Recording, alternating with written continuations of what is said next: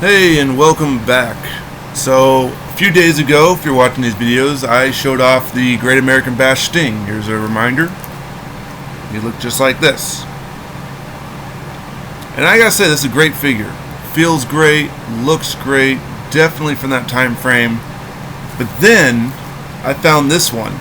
And I did swap the head. I'll first start with, I did swap the head because I felt like the other head they had on there made him look a little too bulky.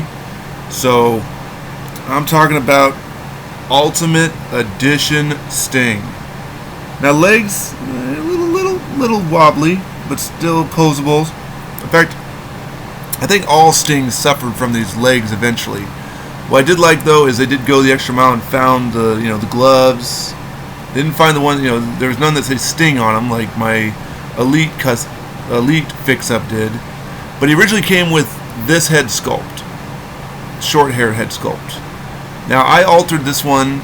I switched the arms and I added the one with the said Sting on the armbands and whatnot. This actually has removable armbands, so it gives it more of a pop to it.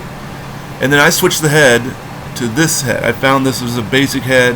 I originally had switched to this one to give him a 90s looking Sting, and then I switched over today to the Ultimate because the hair, I feel, helps hide a little bit more of the bulkiness. I mean, this looked really jacked with the other head sculpt.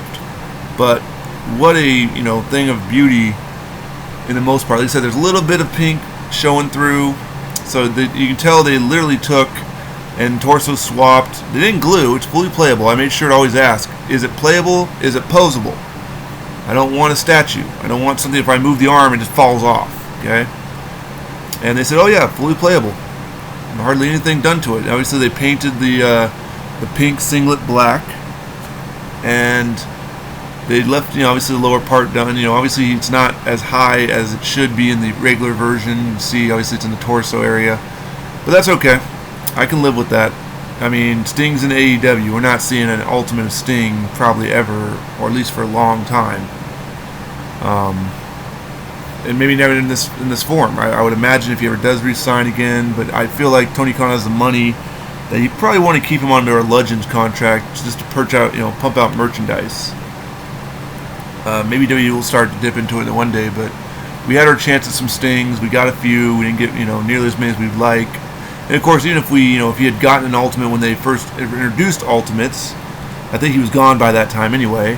And two, there's no guarantee that we would have got that other articulation of the Ultimates at the time.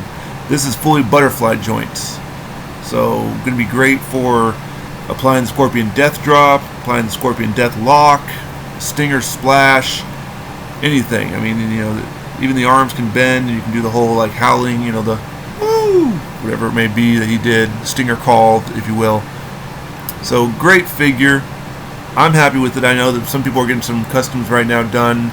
When that Bret Hart came out, people started basically going, ooh, salivating at the mouth, waiting to, get a hold of that Bret, crack that Bret's torso off, and make themselves to a custom Sting with a little bit of paint. And as you see, they did that. They just didn't seal it, so it's starting to fade a little bit. So he will be going to my customizer here in the future. Right now, I've got about 7 figures being built from my customizer, and I already told him that as soon as those 7 arrive, in fact, starting in October or maybe September, depends if I get a wild hair at my butt and decide to do it right away. I'm going to start going through and reviewing all the figures that he is doing for me, and there's a lot. I've got him working pretty much year-round at this point.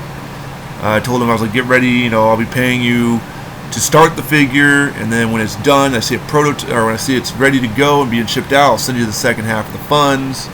Unless, I might even pay them off early, because I also am a toy store, and so if I get some extra money or something sells I wasn't expecting it to sell, and I budgeted and I made more than I thought I was going to make, I might start paying for guys early. I guarantee you right now, I got 3 in mind, and I try to go for guys that don't even have figures.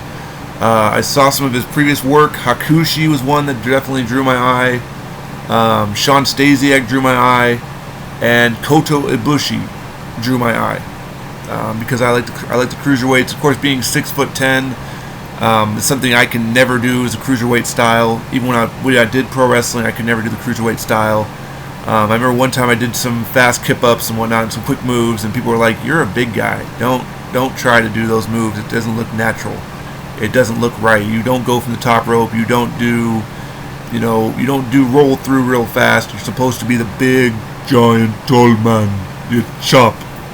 I wasn't that bad, but I could do a drop kick, I could do a spinning heel kick, but they didn't want me trying any of this lucha stuff, and so I was told just tone it down, slow it down, add weight to my punches.